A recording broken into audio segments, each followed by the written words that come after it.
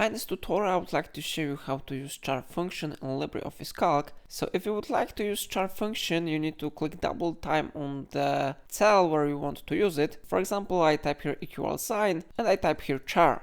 After that, I need to open the bracket and I type here number, for example 65. I close the bracket and I press enter.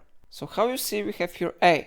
This is the result because the number 65 is being converted to ladder based on special table. So if you will use CHAR function, you will be able to get here the ladders. So for example, I will type here maybe CHAR and number 66 and I will close the bracket, I press enter and we can get here B. If you would like to check more ladders and symbols here quickly, you should use different modified function. So I type here equal sign, I type here CHAR, I open the bracket, I type here row, I open bracket again, and this time I will type C because we are in the C column, and 65. Now I close the bracket, I close another one bracket, and I press enter. So we have here A, we need to click on the cell, we need to press and hold blue box here from the right down corner, and we need to move our cursor down maybe somewhere here.